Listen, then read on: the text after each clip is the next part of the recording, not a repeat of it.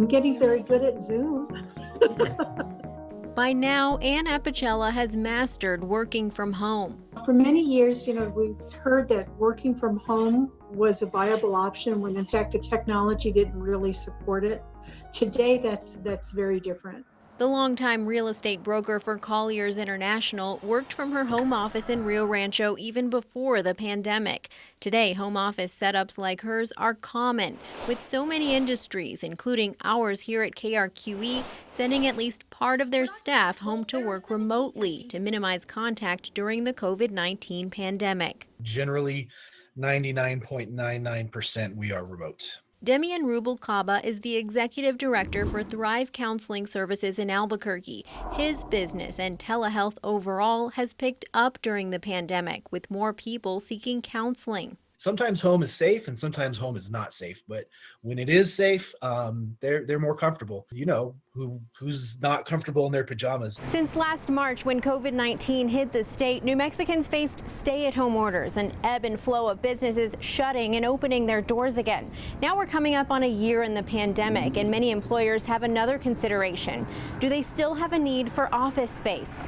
We definitely let some of our real estate overhead, we just kind of let it go. Rubalcaba says for now, telehealth is here to stay. His therapists all work from home on their own set schedules, so he decided against renewing the lease for their Rio Rancho location.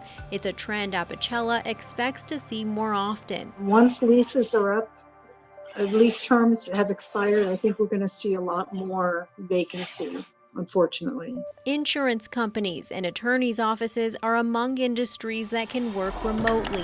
I'm a mom. I have a preteen and a teenager, and I'm running a law firm with multiple employees, and I've got multiple co-counsel across the country.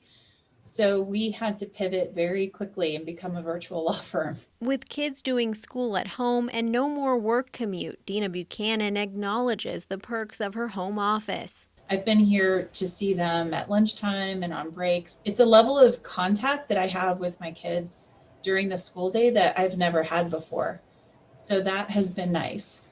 And then I'm also here for dinner. But even with the comforts of home a few feet away, like so many employers, she sees a need for staff team building to return and face-to-face relationships with employees and clients to return. Plus, I represent a lot of people who don't have access to the same kind of technology that I do. I think we're seeing a lot of considering and reconsidering. Scott Whitefield is the president of Colliers International in Albuquerque. He's been in real estate for 25 years and expects a drop in the commercial market.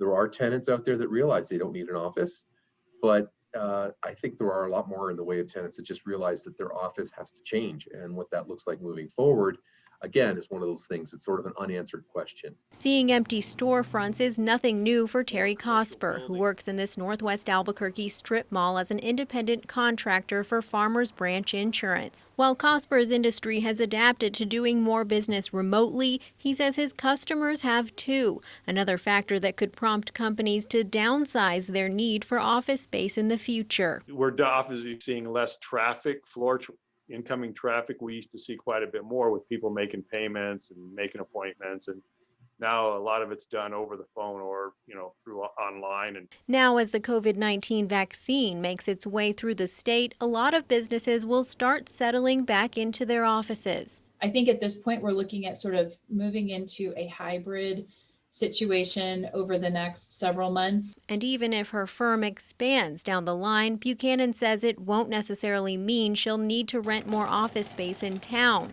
with a mixture of staff continuing work remotely. A lot of businesses will downsize, and because so many of their employees can work from home, they don't need that overhead. The short term seems a little bleak right now, but I honestly know that is the short term. And in the long haul, we'll come out of this thing just fine. On special assignment, Gabrielle Burkhart, KRQE News 13.